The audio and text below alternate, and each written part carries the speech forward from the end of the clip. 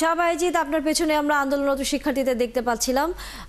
আন্দোলনের খবর তো আমরা জানতেই চাই, কিন্তু একই সাথে যদি আপনাকে একটু বলি, ঢাকার যারা আন্দোলন করছিলেন, ঢাকার শিক্ষার্থীরা এরই মধ্যে আজকের মতো আন্দোলন মুলতবি ঘোষণা করেছে। আগামীকাল তারা আবার আন্দোলনে অবস্থান নেবেন।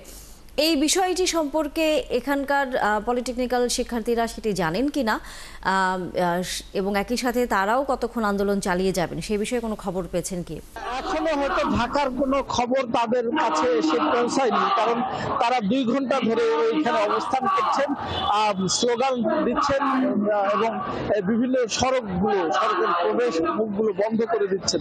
আমি যদি একটু আপনাকে ছবিতে দেখাই যে প্রতিটি সড়ক এভাবে স্তব্ধ, প্রায় 2 থেকে 2.5 ঘন্টা ধরে অচল অবস্থার সৃষ্টি হয়েছে। পুরো রংপুর নগরী বন্ধ হয়ে গেছে, স্তব্ধ হয়ে গেছে এই যে তাদের কর্মসূচি।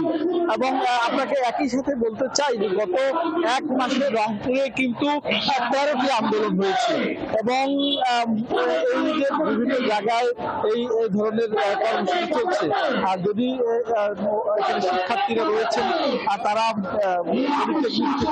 বিক্ষোভ মিছিল বের করে সেই মিছিলটি নিয়ে তারা নগরীর যেটি প্রধান স্থাপনা কেন্দ্র সেই জায়গায় তারা কর্মসূচি পালন করছেন।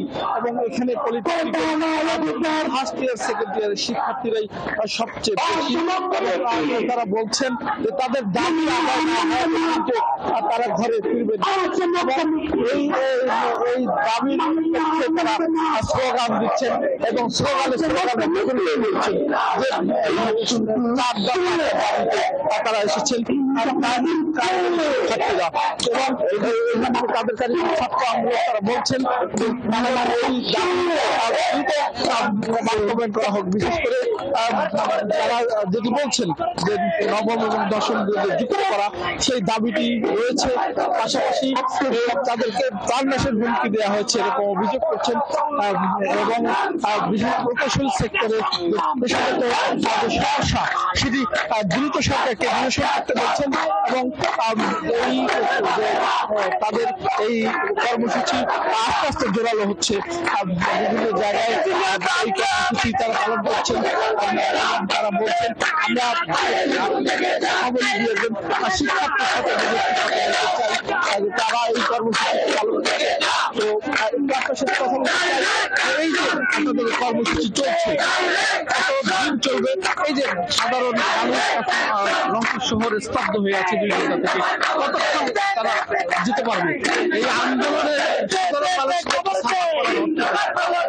আসলে আমরাও জনগণের চাঙ্গা দুর্ভোগ, কিন্তু সমস্যাটা হচ্ছে দীর্ঘদিন ধরে আমরা কেন আন্দোলন করতেছি, কিন্তু আমাদের যে যৌক্তিক দাবিগুলো সেই দাবিগুলো সমাধান হচ্ছে না।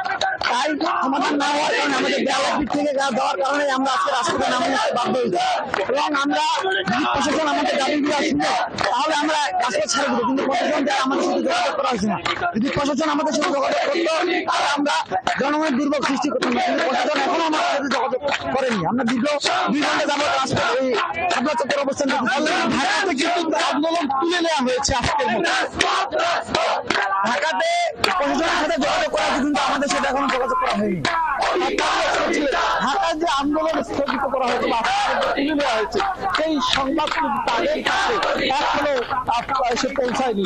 তারা আন্দোলন করছে আর তারা এখানে বিক্ষোভ করছে। পাশাপাশি শাহবাইজিদ, ধন্যবাদ আপনাকে। আমরা নিশ্চয়ই আবারও এই খবর জানবার জন্য ফিরবো আপনার কাছে।